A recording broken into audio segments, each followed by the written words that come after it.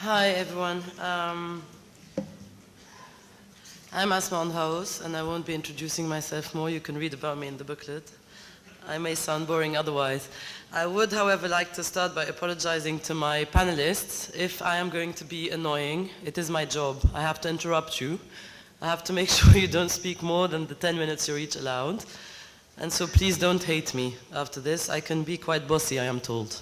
In a world where one can have hundreds of thousands of friends and followers, virtually, yet still be lonely in reality at night, where politicians have become as exposed as rock stars, where the line between your private and your public life has become totally unclear, not to say invisible, where profiles can be fake, sources untrusted, and information approximate at best, what role do social networks play in politics and electoral campaigns? Those are the questions that we will be addressing with our panelists. I'll be introducing them very quickly now. I have asked each of them, except one, I apologize, for something that is not in their bio. You have the bios in the books, so there's no need for me to give you that information. Alec Ross, who was our keynote speaker a few minutes ago, over and above everything, and everything is quite impressive, that you will read about him in the book, also helped during the Libyan revolution when Gaddafi shut down all communication networks. Alec Ross and his team led the effort to restore those networks and effectively allowed people to start sending us information in other parts of the world quite quickly. Maybe if, as I tell names, people can come on stage, and so we can start when we finish. So Alec, I'll ask you to join. Eli Khouri, who over and above everything he does in advertising and strategic communication, is also considered by Al Akhbar newspaper and Al Dunya television to be in charge of every single revolution in this region and beyond. So if you have to complain, here's your man. Ambassador Fletcher, who of course will not only be, it seems, the next Foreign Secretary of Great Britain, but is also the most popular Twitter ambassador. Ambassador Fletcher, for those of you who don't know, holds regular Q&A Twitter sessions that are very closely followed, not just by his constituency, but also by us, to find out if he has anything interesting to say about our countries, and I'm sure other ambassadors around the world. I was not able to meet Mr. Jonas Westphal, so I shall just introduce him as he's introduced in his bio. He is a network political speaker of the SPD in Berlin. He's an activist, and he's a freelance journalist. I'll ask him to join us if he's in the room. I haven't been able to see him since the morning. Oh, here we are. And last but not least, Benoît Thiolin, who all the way back in 1998 was very involved in student movements in Jakarta, in Soweto, while on military service for France. And back then already, so it's a number of years ago now, he remembers the importance of internet and how it helped students then to be able to rally against Soweto. So I shall thank you for being kind enough, ask you to forgive my voice, I have a terrible cold, and go and sit down and start this panel. The way I was thinking to do this is to ask one question per speaker, and please keep in mind that you can't really speak for more than 7 to 8 minutes each, so that we can then go back to the audience for Q&As. I'm going to start by the worst revolutionary of his kind, Eli Khouri, by asking the following. Yes, it is true that social media, and in particular, obviously, Facebook and Twitter and YouTube, help you reach an incredible number of people at very low cost and very, very quickly. However, would someone like you agree to say that it's still today, despite the enormous number of people that are on these networks, cannot replace television for reaching the masses? I wouldn't make that connection, meaning it's not about whether it's television or social media that matters. I'll give you an example. Suppose you're conducting the biggest campaign you could ever think of. Suppose you were President Obama trying to do your presidential campaign through TV, social media, and the likes. If your message is worthless, it's a wave that will pass by and won't stick. So it goes back really to the message itself. Social media, and for politicians especially, is sort of a replacement of funerals and weddings. This is where you would go and meet with people in a salon and spread your message on one-to-one basis, except that wedding and a funeral became much larger, and you do not need to wait until somebody dies or worse, get married. It hasn't changed, it's the same. The tools have changed. I tend to agree that it is not Twitter or Facebook that made revolutions. It's what the image or the word have said. The message remains key. The rest is merely tools. Okay. That's noted. I like the way that it actually replaces funerals and weddings. It's more practical too. One more question for you. You are known in this country and in the region for your quasi-obsessive approach to shape or form. I know because I've suffered. Back in 2005, we could wait hours and hours and hours for just a logo to be exactly beautiful.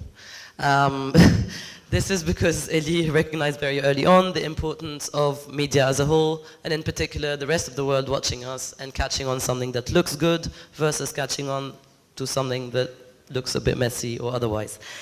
In space like Facebook or like Twitter, where there is so much around, and where you are bombarded with an unreal amount of information every second, how or what do you do to stand out?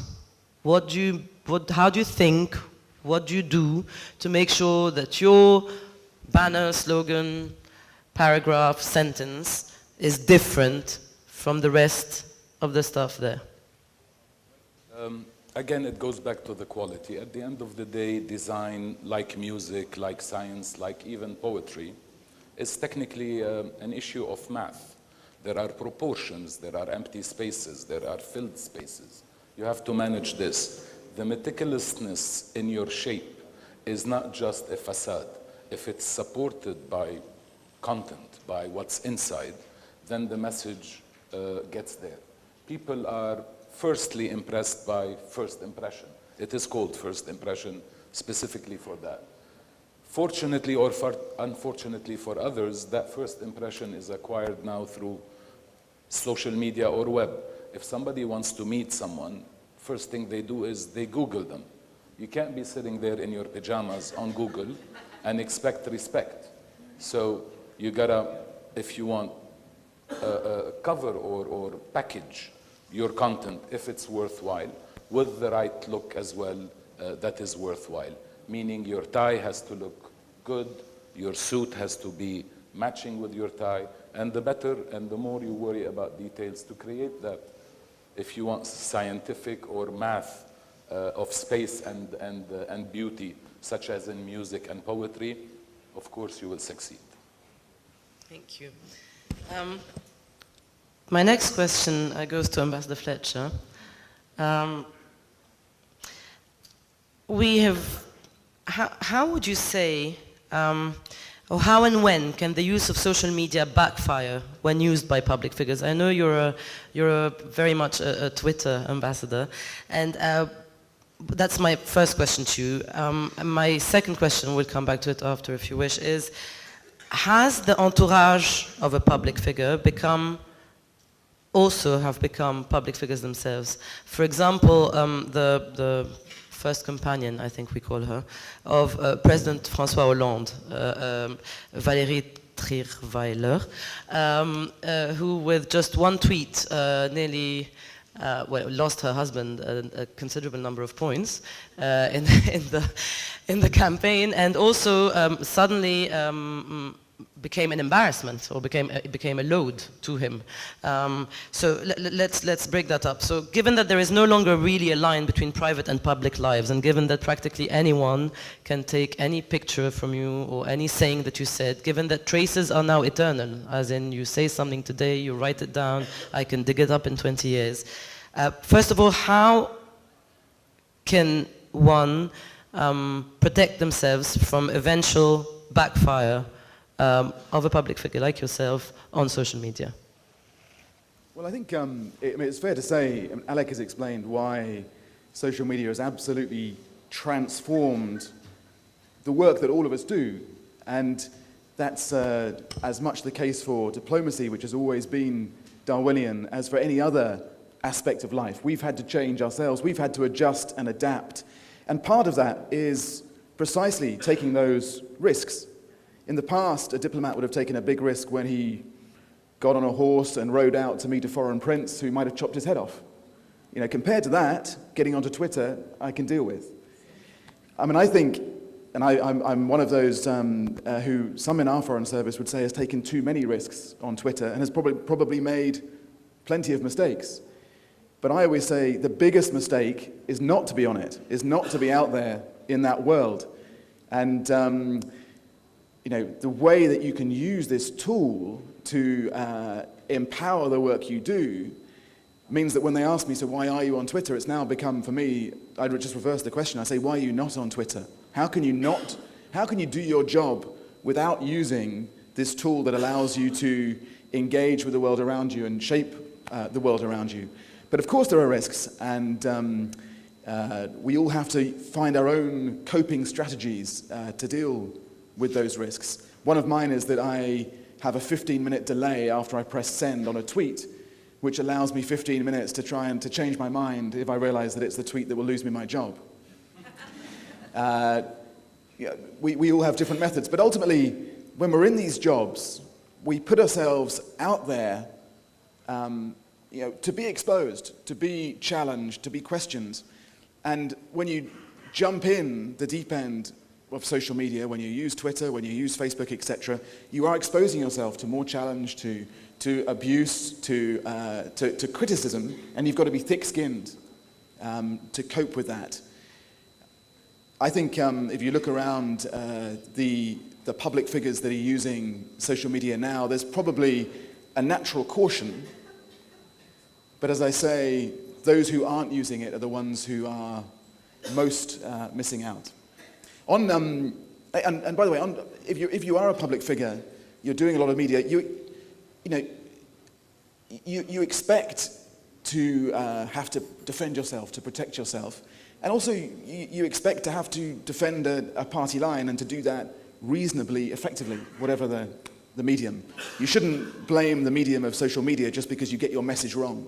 It's not the medium that matters, it's the message. On social figures, I'm not going to take your offer to comment on the First Lady of France, tempting as it would be. Although, can I just tell you one story by way of detour? I used to work for the Prime Minister in Downing Street. And the first time Carla Bruni ever came to Downing Street, we were just behind the front door, and the Prime Minister said to me, "What's the protocol here? Do I kiss her 1 time, 2 times, 3 times?" And I said, "To be honest, Prime Minister, as many times as you can." And as a result, when the door opened, he was in fits of laughter, and the press have still, that's a scoop for today, the press still don't know why he was laughing so much that day, and now you know. What I will say, though, was that Prime Minister at the time, Gordon Brown, his wife, Sarah Brown, was an absolutely huge Twitter addict and has among the highest following of anyone in the UK even now. And I think she was one of those who showed us the enormous transformational power of Twitter, and also the need for people other than the principal to be involved. Thank you, Ambassador. I'm sorry you wouldn't comment on Valérie's mishap, but I like the Carla story. In effect, if we look at new and social media as being so unregulated, first of all, like Alec Ross was saying earlier, it brings an unprecedented level of freedom. And that in itself is very refreshing. Every single one of us has become a reporter, an analyst, a witness. We all have mobile phones and we're living the moment. This, of course, is wonderful, but also comes with its dangers. And I was discussing this earlier with Rassan. What is required of us today is a high level of responsibility that lies on each one of us as individuals. I don't know if one would call it self-censorship or self-constraint or...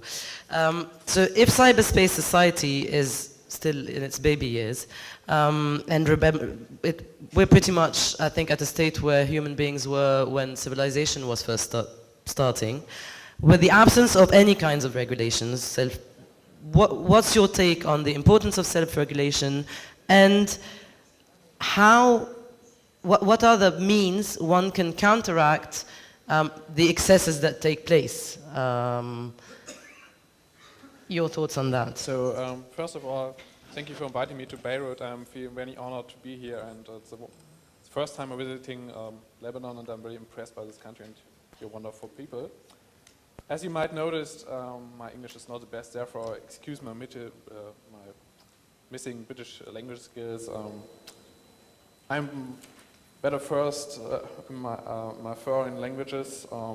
I wrote and speak in HTML and JavaScript, the code of the web, and my English is not so, it's not good enough to talk. So today, as Sonia is so kind to assist me, she will translate statements during the discussion. So,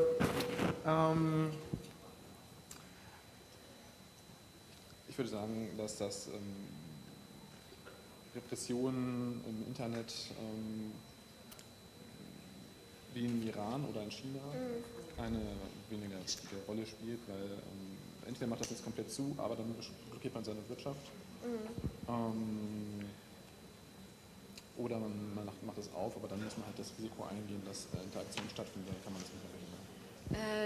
I would like to say that it's important to deregulate the internet and to give the freedom to social media, and because you will block your own access to business and to the economy in case you blocked access to social media, as we see, for example, now in Iran and in China. So it's important to open access to the internet, even if it means a certain level of deregulation and, of course, a certain lack of security as well. You can't control the net. You have two choices. The one is you close your net, so you have no access to financial services, to every kind of economical goods, or you open it, and when you open it, you have to risk something. And that's the main problem, I think, nowadays for governments, especially for governments, they have a little bit scare for the net.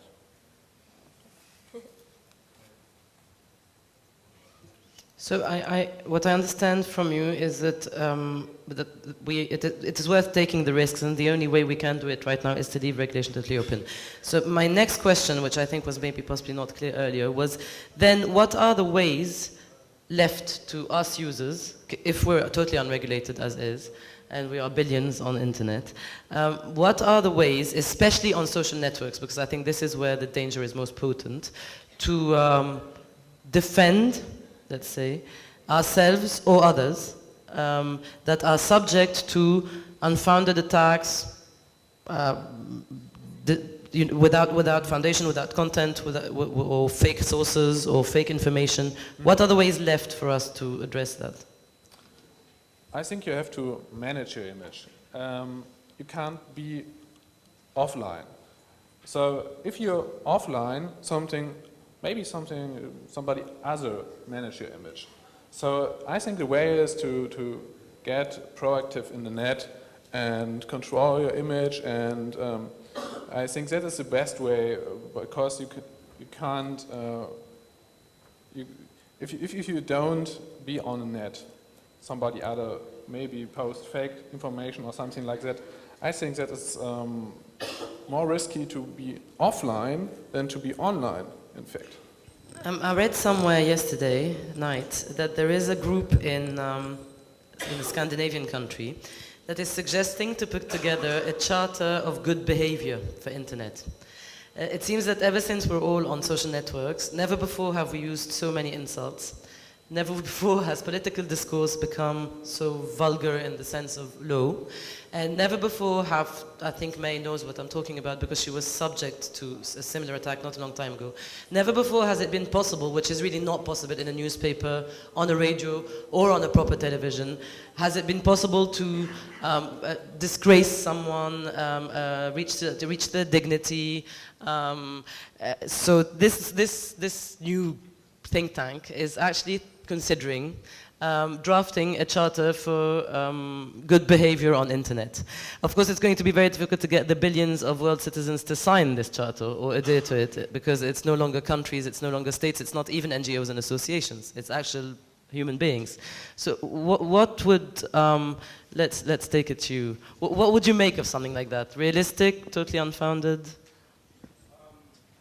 Since the beginning of the internet, in fact, there was a lot of movement to try to create a kind of netiquette. It means some good behavior rules that will help people not to not to troll the conversations and the debates.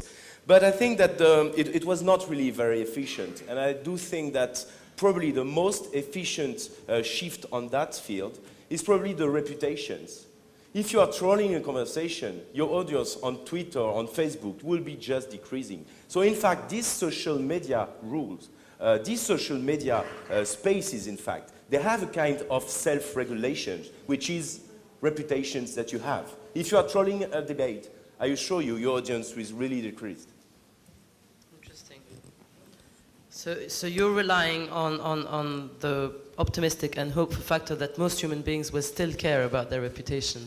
Well, I would not say that there is not the Goldwyn point, you know, because people say that every discussion begins, it could end in, by speaking about the Nazi. So probably it's something very true. But still, I remain. I think that there are kind of self-regulations in the conversation with social media, and the key is really reputation.